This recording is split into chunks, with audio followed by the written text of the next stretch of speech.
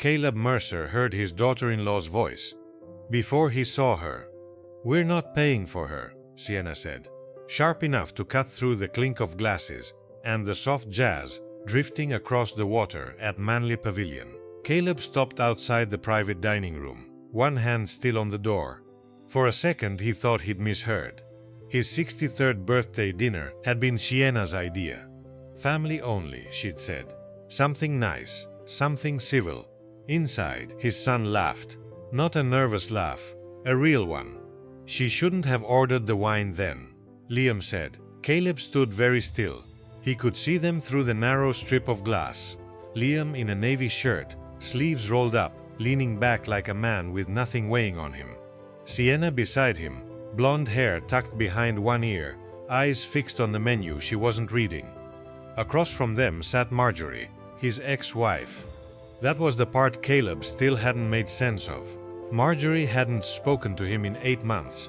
Not since the funeral in Newcastle, when they'd stood beside their daughter's grave and failed to say a single honest thing. Yet tonight she was here, in a cream jacket, a fresh glass of Pinot in front of her, as if none of the years between them had happened. Caleb pushed the door open. 3 heads turned. 3 smiles appeared too quickly. "There he is," Liam said. "Dad, we were wondering where you'd gone." Caleb looked at Sienna first. "Who aren't you paying for?" The silence hit harder than the question. Sienna recovered first. "Oh, don't be dramatic. I was talking about Mum ordering the expensive stuff." "Mum?" Caleb said. She meant Marjorie. Not him. Marjorie lowered her eyes. A waiter arrived with the bill on a small black tray. He set it down carefully, sensing something wrong and wanting no part of it. Liam reached for it, but Caleb was faster. He opened the leather folder, $9,480. For a moment he genuinely thought it had to be a mistake. Then he saw the itemized list. A bottle of Grange. Another one, seafood towers, champagne. A deposit for private dining. Charges added manually at the bottom. He read the last line twice, consultation room reservation. "What the hell is this?" Caleb asked quietly. Liam's jaw tightened. "Dad, no, tell me." Sienna leaned forward. "It's not what you think." "Then tell me what I think." Nobody spoke. Outside the harbor was black glass. Ferries moved like ghosts under the bridge lights. Caleb felt suddenly cold. Then Marjorie said, "We were going to tell you after dessert." He stared at her. "Tell me what?" She folded her hands, the same way she used to when she was about to lie. "The house in DY," she said. Liam thought, we all thought, maybe it's time. Caleb didn't understand at first. Time for what? Liam finally met his eyes. To sell it. The room seemed to tilt. That house wasn't just brick and weatherboards. It was where their daughter Sophie had grown up. Where she'd played guitar badly in the upstairs bedroom. Where 2 years ago, a police officer had stood at Caleb's front gate and changed the shape of the rest of his life. "You brought me here," Caleb said slowly, "to ambush me over Sophie's house." "It's practical," Sienna snapped. "Nobody even lives there." Caleb turned to her so sharply she almost flinched. "My daughter is buried 6 kilometers from that front door." Liam stood up. "Dad, calm down. Don't tell me to calm down." For the first time, people in nearby rooms had gone quiet. Then Caleb saw it. A man near the bar. Mid-40s, gray jacket. Watching him, not watching the argument, watching him. And when Caleb looked closer, his blood went cold. He knew that face. He'd seen it once before, on the night Sophie died. The man lifted his glass slightly, like a private greeting, and smiled. Caleb forgot the room behind him. The bill, Liam's voice, Sienna's glare, all of it dropped away. That man was standing exactly the way he remembered. Loose shoulders, one hand in his pocket, head tilted, almost curious. 2 years earlier, under the sodium lights outside Royal North Shore Hospital, Caleb had seen him across the road while a doctor told him Sophie had died in a single-car crash on the Wakehurst Parkway. At the time, grief had made everything slippery. He'd convinced himself later that he'd imagined it. Now the same face was here. Caleb stepped away from the table. "Dad?" Liam called. He ignored him. By the time he reached the bar, the man was already moving. Not fast, calm. He walked through the terrace doors and out toward the promenade. Caleb followed. The night air off Sydney Harbour hit him hard. Ferries hummed in the distance. The man kept walking past the parked cars, past couples smoking near the railing, until he stopped under a fig tree where the light barely reached. "Who are you?" Caleb said. The man turned up close. He looked older than Caleb remembered. Creases at the eyes. A small scar near his chin. "You still recognize me," he said. His voice was flat, Australian. Familiar in a way Caleb hated. "Were you there that night?" The man studied him. "Yes." Caleb felt his pulse hammering in his throat. "Why? Because Sophie called me." The words landed like a punch. "No," Caleb said instantly. "No, that's impossible. She called me at 11:14, panicking. Said she'd found something she wasn't meant to find." Caleb took a step closer. "What are you talking about?" "She was scared of your son." For a second the world made no sound at all. Then Caleb laughed once, a dry, broken sound. "You're insane. I wish I was." The man reached into his jacket. Caleb tensed. He pulled out a phone. Old model, cracked corner. "She left me a voicemail." Caleb stared at him. "My name's Adrian Vale," the man said. "I was investigating a fraud case in Parramatta. Sophie worked reception at the accounting firm we were looking at. She found transfers, names, accounts being cleaned through family trusts. She called because she didn't know who to trust."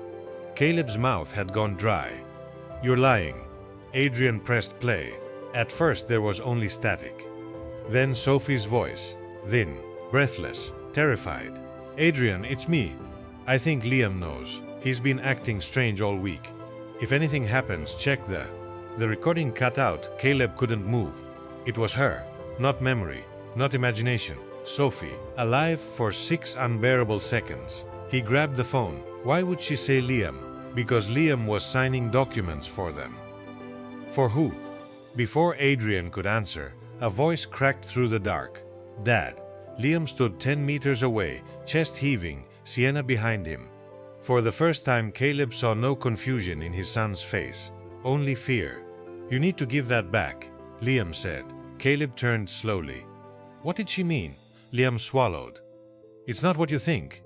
"That's what everyone says before they lie." Sienna stepped forward. "Caleb, please." "You're making a scene." Adrian laughed under his breath. "He still doesn't know, does he?" "Shut up."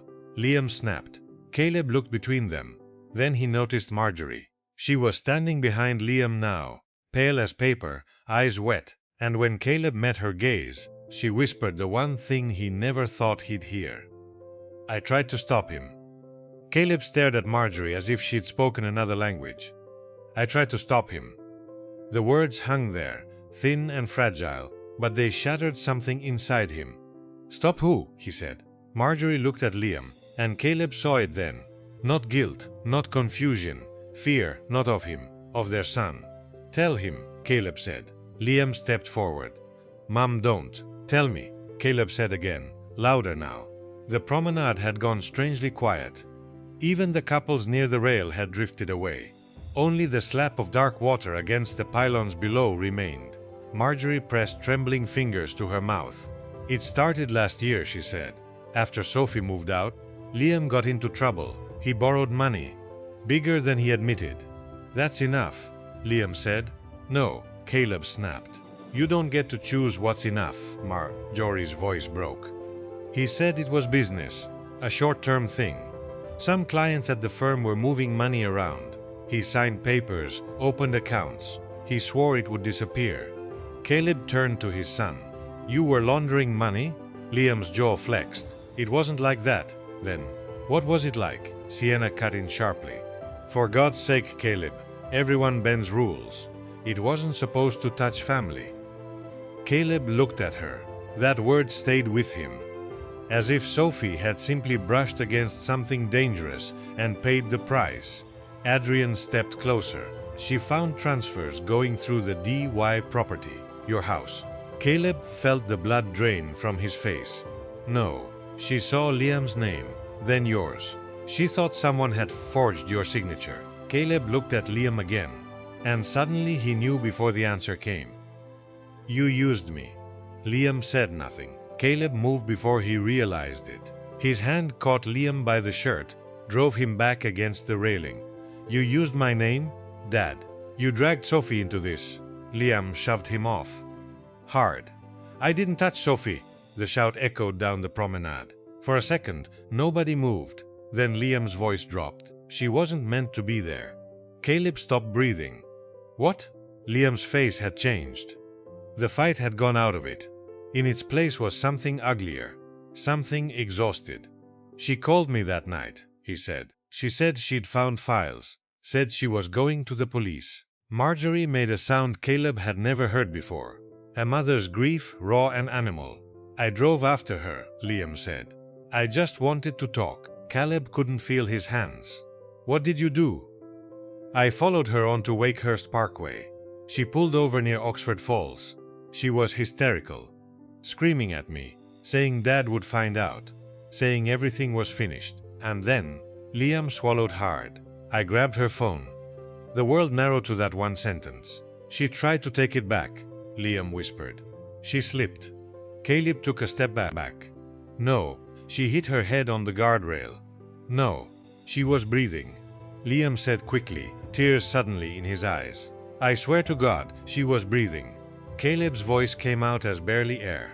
So why did she die? Liam didn't answer. It was Sienna who did. Because he left. Caleb turned. Sienna looked pale now, like she hadn't meant to say it, but it was already there. He panicked, she said. He thought if police found him there, it would all come out. So he drove away. For one long second, Caleb saw nothing. Then he heard Sophie again in his mind. 6 seconds of fear. 6 seconds of trying to survive. And behind him, Adrian said quietly, "That's still not the worst part." Caleb turned so slowly it felt like his bones might snap. Adrian didn't move. His eyes stayed on Liam. What could possibly be worse than that? Caleb asked. Adrian's answer came like a blade. She didn't die on the road. Nobody breathed. Liam's face drained of color. Caleb heard himself say, "What?" The coroner's report was amended, Adrian said. Quietly. I only got it 3 months later. Sophie's head injury was bad, but it wasn't fatal. She was alive after Liam drove off. Marjorie made a choking sound. "No," she whispered. "No, no." Adrian kept going. She aspirated blood. She was unconscious, but alive. If an ambulance had been called immediately, there's a strong chance she would survive. Caleb felt his knees weaken. Not dead, alone, on cold bitumen under gum trees, terrified, bleeding, waiting for someone who never came back. He looked at Liam. "You left her there." Liam was crying now, but Caleb felt nothing for him. "I panicked. You left your sister there." "I didn't mean." Caleb hit him, not hard enough to knock him down, just enough to stop hearing his voice. Liam stumbled back, hand to his mouth. Sienna rushed between them. "Don't you touch him." Caleb stared at her, almost calm now. "You knew." Her silence was answer enough. "For how long?" Sienna's chin trembled, but she lifted it anyway. "Since the night it happened." Marjorie looked at her as if seeing a stranger. "You told me it was an accident," she said. "It was," Sienna snapped, then instantly regretted it. Caleb laughed once, low, hollow, almost frightening. "That's what this dinner was, wasn't it?" Nobody answered. "The house, the bill. You wanted me rattled, angry, cornered. Sign the papers and make it disappear." Liam wiped blood from his lip. "Dad, listen to me?" "No. You listen." For the first time in years, Caleb's voice didn't shake. "I buried my daughter believing she died alone because of bad luck." His eyes locked onto Liam. "But she died because my son was a coward." Liam broke. He dropped onto the wet concrete, shoulders folding in on themselves. "I hear her every night," he said. "Every bloody night." Caleb didn't move. "I went back." Liam whispered. That made everyone stop. "What?" Adrian said sharply. Liam stared at the ground. "I went back 20 minutes later." Caleb felt something cold slide through him. And Liam's lips trembled. She was gone. Silence. Adrian took a step forward. Gone where? I don't know. Her car was there. Glass everywhere. Blood on the road. But she wasn't there. Caleb's heartbeat slammed once, hard. That's impossible, Marjorie said. I thought someone found her, Liam said. Then police called the next morning and said they'd found her down the embankment. Adrian's expression changed. What? It never made sense, he said. Her body was nearly 30 meters from the road. No drag marks. No sign she crawled. Caleb looked from Adrian to Liam. For the first time tonight, the truth felt bigger than all of them. You're saying, Caleb said slowly, someone else was there. Adrian nodded once. Before anyone could speak, Caleb's phone vibrated in his pocket, unknown number. He almost ignored it, then he answered. For a second there was only static, then a woman's voice, older now. Rougher, but unmistakable. Dad? Caleb stopped breathing. I never meant for you to find out like this. Caleb nearly dropped the phone. Every sound around him vanished. The harbor, the traffic, Liam crying on the pavement. All of it disappeared under one impossible word. Dad? His mouth opened, but nothing came out. The voice exhaled shakily. Don't speak, just listen. It was Sophie, not exactly the Sophie he remembered. Older somehow, harder. But it was her, the shape of the vowels. The tiny catch in her breathing when she was scared. Caleb's legs gave way, and he sat down hard on the cold concrete. You're dead, he whispered. No, she said. I just couldn't come back. Everyone was staring at him now. Adrian stepped closer. Put it on speaker. Caleb's hands shook so badly he almost missed the button. Then Sophie filled the night. The night Liam left, I woke up in the dark. I could hear cars. I tried to climb the embankment. I couldn't. Her voice faltered. A truck driver found me. He didn't call police. Adrian's face tightened. Who? I never knew his real name. He said the people Liam was working for would kill me if they knew I was alive. He already knew about the files. He said if I went home, you'd all be watched. Caleb pressed the phone against his ear anyway, as if it could pull her closer. Why didn't you call me? A long silence. Because Mum came. Marjorie made a sound like she'd been punched. What? Caleb said. I called her from a clinic in Orange 3 days later, Sophie said. She drove out. She cried. She held me. Then she told me if I came back, Liam would go to prison for the rest of his life. Caleb turned slowly toward Marjorie. Her face had collapsed. I thought he'd killed you, Caleb said. Marjorie couldn't meet his eyes. He would have lost everything. So you let me bury an empty coffin. Marjorie started sobbing. They said it was too damaged, she whispered. Closed casket. I thought it would end there. Caleb couldn't feel his heartbeat anymore. He had stood over fresh dirt in Newcastle, hand on polished timber, while his daughter breathed somewhere inland under another name. Sophie, he said, voice breaking, where are you? Another silence. Bondi? She said. I've been in Bondi for 6 months. I couldn't keep hiding after Adrian found me. I saw your birthday booking online tonight. I knew they were going to force the house sale. That house still has the ledger. Adrian went still. What ledger? In Dad's garage. Behind the old surfboards. Sophie's year 12 art folio. Hollow spine. Liam looked up so fast Caleb heard his breath catch. Sienna went white. You knew, Caleb said to Liam. Liam said nothing. That was answer enough. Then Sophie spoke again, quieter now. I didn't stay away because of Liam. Caleb closed his eyes. Then why? Because after the funeral, she said, I heard Dad tell the police he was relieved I was gone. Caleb's eyes snapped open. What? At the station, she said. You thought nobody heard you. You said, at least it's over. The words hit him like a train. He remembered it instantly. Not relief. Collapse. 40 sleepless hours. A detective asking the same question again and again. Caleb, half conscious, whispering about the nightmare being over. But grief doesn't explain itself. Sophie, I hated you for that, she said. For 2 years, I hated you more than Liam. Caleb tried to speak, but all that came out was a sound he barely recognized as his own. Then her voice softened. But tonight, she said, when I heard you fight for me, I knew I was wrong. There were sirens now.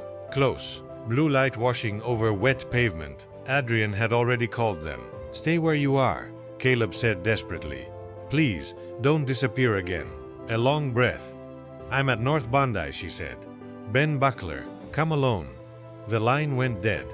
Police were running toward them. Liam looked ruined. Marjorie had sunk to her knees. Sienna was already backing away. But Caleb only stared at the black water. For 2 years he'd mourned a dead daughter.